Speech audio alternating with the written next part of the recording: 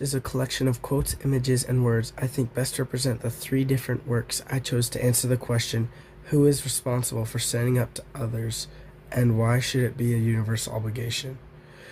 The pieces I used are A Class Divided, The Hangman, and Shylock's I Am a Jew speech from The Merchant of Venice. Each part of my collage shows that responsibility to stand up for others doesn't belong to one person, it belongs to everyone. That's what makes it a universal obligation. The photo of the classroom represents a class divided. In the experiment, Jane Elliott separated her students by eye color to teach them about discrimination. The students who were treated unfairly performed worse and started believing they weren't good enough. That shows how quickly injustice affects people. The word uplift on my collage connects to this. We all have a responsibility to support each other, because if we don't, people get hurt mentally and emotionally.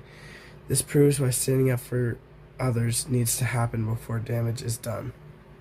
The tree image represents the gallows from the poem The Hangman. I included the quote, "The gallows tree had taken root," because in the poem, no one spoke up as people were taken away. Everyone just stood there and watched until it was too late. That connects to the word bystander. When people choose not to act, they become a part of the problem. This shows that if we don't all take responsibility to protect others, injustice spreads. So again, it's not just about one person stepping in. Everyone has a role, and if no one fills it, everyone suffers. That's what makes it a universal obligation. The image of Shylock in the quote, "Hath not a Jew eyes," comes from The Merchant of Venice.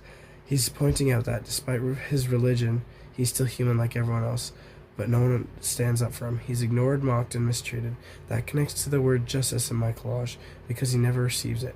If someone had taken responsibility and stood up for Shylock, maybe things would have turned out differently.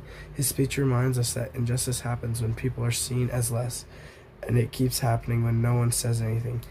That's why everyone needs to act. It can't be left to just the people who are being hurt.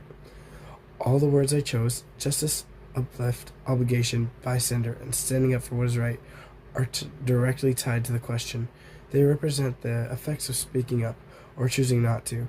Every source I included gives a different example of why standing up for others matters and what happens when people fail to do it. When we choose silence, we give injustice a place to grow. That's why the responsibility must be shared by everyone. It's not optional, it's an obligation.